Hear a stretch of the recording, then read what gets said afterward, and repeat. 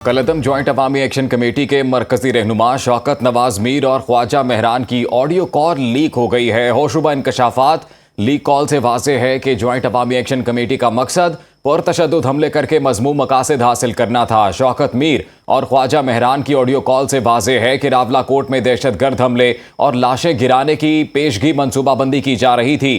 मंजरेआम पर आने वाली ऑडियो कॉल में शौकत नवाज मीर ने कहा कि जब तक रावला कोट में बड़े पैमाने पर पुरतशद्दुद हमले और लड़ाई नहीं होती, हम मुजफ्फराबाद और मीरपुर में कुछ नहीं कर पाएंगे।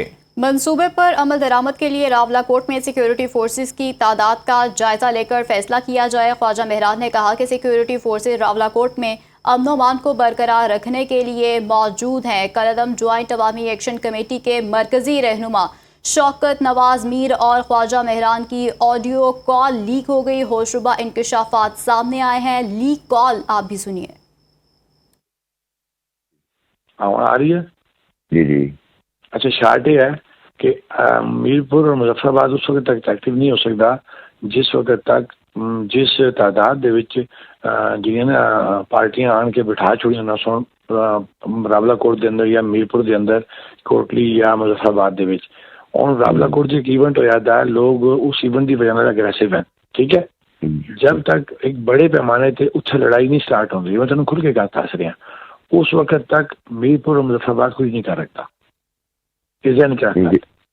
तरीके नाल कर, फिर तरीके ना कर, लेकिन ये देख ले कि उत्थे ट्रूप्स कितनी है, उत्थे ट्रूप्स हैं या नहीं है ना। राती आई ना, राती फिरने रहे ना माड़े पर तकरीबन 10 मिनट ड्रोन फिरने रहे सुबह तक। पहले चेक करो उधर रखी करो कि उत्थे कितने लोग हैं, किस पोजीशन में सिविल कपड़े हैं, किस तरह, फिर प्रोग्राम का फैसला करें। इस तरह जज्बात इतना करें फैसला। शायद देखो ना, मैं यही कह रहा, देखो मैं यही कह रहा ना कि ये डिपेंड किस ऊपर करता है जिथे डेड बॉडी पई दी है। गल क्यों नहीं समझ रहे तुम मेरी? सर मैं भी यही तुहानू कह रहा ना कि तुसा अज रावला कोट देखो, रावला कोट मैच लगसी तो अगली गल बन सी, अगर रावला कोट मैच नहीं लगता असं कुछ भी नहीं कर सकते। हाँ जी। कलअदम जॉइंट अवामी एक्शन कमेटी के मरकजी रहनुमा शौकत नवाज मीर और ख्वाजा मेहरान की ऑडियो कॉल लीक हुई है। होशरुबा इंकशाफात सामने आए हैं। लीक कॉल से ये वाज़ेह है कि जॉइंट अवामी एक्शन कमेटी का मकसद पुरतशद्दुद हमले करके मज़मूम मकासद हासिल करना था। शौकत मीर और ख्वाजा मेहरान की ऑडियो कॉल से ये भी वाज़ेह है कि रावला कोट में दहशतगर्द हमले और लाशें गिराने की पेशगी मनसूबाबंदी की जा रही थी। मंजरेआम पर आने वाली ऑडियो कॉल में शौकत नवाज मीर ने कहा कि जब तक रावला कोट में बड़े पैमाने पर पुरतशद्दुद हमले और लड़ाई नहीं होती, हम मुजफ्फराबाद और मीरपुर में कुछ नहीं कर पाएंगे। मंसूबे पर अमल दरामद के लिए रावला कोट में सिक्योरिटी फोर्सेस की तादाद का जायजा लेकर फैसला किया जाए। ख्वाजा मेहरान ने कहा कि सिक्योरिटी फोर्सेस रावला कोट में अमन व अमान को बरकरार रखने के लिए मौजूद हैं। ब्रिगेडियर रिटायर्ड हारिस नवाज हमारे साथ मौजूद हैं, दिफाई तज्जियाकार, उनका मौक़िफ़ लेंगे इस सारी सूरत हाल पे। ब्रिगेडियर साहब बहुत शुक्रिया आपके वक्त का। क्या कहेंगे? अब तो कलअदम जॉइंट अवामी एक्शन कमेटी के जो मरकजी रहनुमा हैं उनकी कॉल भी लीक हो गई है। देखें, ये सारे सबूत जो हैं इस पर कोई डाउट नहीं है, इसलिए मैं ये बात कर रहा हूँ कि इनके खिलाफ सख्त कार्रवाई की ज़रूरत है। ये बड़ा प्लान तरीके से सारा कुछ किया गया है, एजेंडा बनाया गया है, दुश्मन के हाथों में ये खेल रहे हैं और इसमें इनको ख़ास तौर पर ख्वारिजियों की भी जो है वो भी इनको पुष्टफराई हासिल है। इनको फंडिंग कर रहे इंडिया से, क्योंकि इंडिया को मार खाकते हैं तो जिल्लत हमें शिकस्त हुई है, वो उसको भूले नहीं, उसका बदला लेने की हर मौके पर कुछ फिरे चला जाए। और उसके बाद ये इस तरह कहते हैं, और ख़ास तौर पे इन्होंने जो हथियार उठाए, हादसी असला जो पुलिस के खिलाफ इस्तेमाल किया है, उसमें इनकी कोई माफ़ी की गुंजाइश नहीं है। और इनके खिलाफ मेरे ख्याल में इनको वीडियो के थ्रू इनको पिक करना चाहिए, कौन कौन लोग शामिल हैं, किन के हाथों में असले हैं, उन सब को। उसके बाद ये इनके खिलाफ 302 का मुकदमा किया जाए, एंटी टेररिस्ट कोर्ट में ले जाया जाए और वहाँ पर इनको तमाम काम के तकाजे पूरे करते हुए सख्त कानूनी कार्रवाई की जाए ताकि निशान इबरत बनाया जाए, आइंदा कोई ऐसी हरकत ना कर सके। बिल्कुल, इनको निशान इबरत बनाया जाना चाहिए। सर, ऑडियो कॉल से हमने देखा कि ये भी वाज़ेह है कि रावला कोट में दहशतगर्द हमले और लाशें गिराने की पेशगी मनसूबाबंदी भी की जा रही थी। और जैसा कि आपने कहा कि भारत को सुकून नहीं मिलता, जैसे कि उसको ज़िल्लत में शिकस्त का सामना करना पड़ा और अब भी जो है वो कुछ ना कुछ पाकिस्तान के ख़िलाफ़ कोई ना कोई प्रोपेगेंडा करता ही जाता है।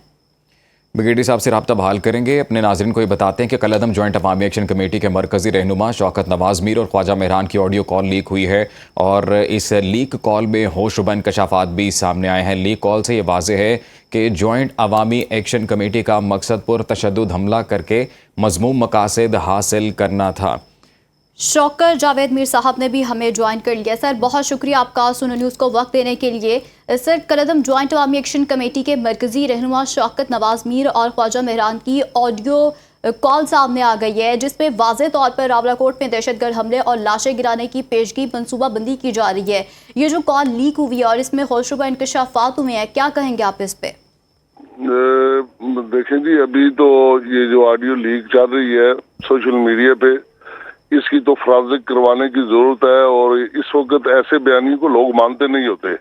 ये सारी चीजों का कबल वक्त इनकी पेशगी मनसूबाबंदी करनी चाहिए और हमेशा इसीलिए हुकूमतों ने कहा, और जो परसों भी एक नोटिफिकेशन जारी हुआ, अगरचे कि वो गैर मकबूल फैसला था लेकिन इसी वजह से लेना पड़ा ताकि लोगों के जान माल का तहफ़्फ़ुज़ हो सके, और ये बुनियादी तौर पर हुकूमत की जिम्मेदारी होती है, वो इलेक्टेड गवर्नमेंट हो या नॉन इलेक्टेड गवर्नमेंट हो। आज़ाद कश्मीर की हुकूमत ने हमेशा वज़ीर-ए-आज़म राजा फैसल मुमताज़ राठौर की क़यादत में ये कोशिश की कि तमाम सियासी जमातों को, ऑल पार्टीज को साथ लेकर चले, और एक्शन कमेटी को भी उस दिन उन्होंने ऑल पार्टीज कॉन्फ्रेंस में दावत दी, उन्होंने बावजूद इनकार करके उसमें शिरकत नहीं की, और उसका नतीजा ये निकला कि अभी तक कई इंसानी जानें वो रावलाकोट में लुकमा अजल बन चुकी है, और वो पीछे वाली वही जो एपिसोड थी उसकी दोबारा आज़ाद कश्मीर में जो सूरत हाल है इंतहाई तशवीशनाक है। ये अभी चेयरमैन बिलावल भुट्टो जरदारी की 2 मुलाकातें हुई है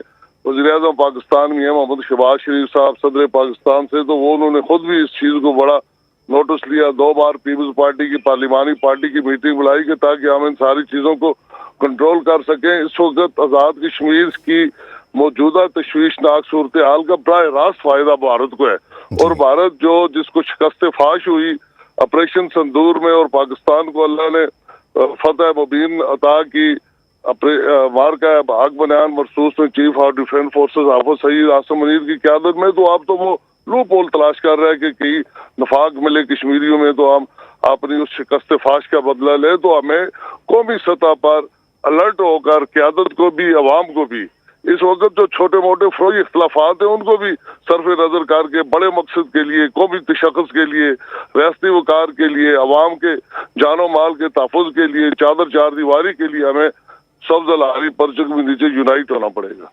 बिल्कुल, सब्ज़ लाली परचम के नीचे यूनाइट होना पड़ेगा। शौकत साहब ये बताइएगा कि कलअदम जॉइंट अवामी एक्शन कमेटी के इब्तदाई तौर पर 38 मुतालबात थे जो सामने आए, और हुकूमती नुमाइंदगान का ये बताना है कि 35 पे अमल दरामद हो चुका है, वो मान लिए गए हैं। तो फिर डेडलॉक कहाँ बरकरार है और ये मामला किस जानिब जाता देखते हैं आप? असल ये है जी कि एक ही मसला है इसमें, वो है 12 नशिस्तों का। हमने 12 ये कहा कि 12 नशिस्तें अगर आपने खत्म भी करनी हो, पीपल्स पार्टी के पास एक बड़ी अपॉर्चुनिटी थी कि वो असेंबली में बिल पेश कर देते, और 27 वोट्स हमारे पास है, वो बिल अगर पास ना भी होता तो फिर भी वाह हो जाती, पीपल्स पार्टी ने कर दिया।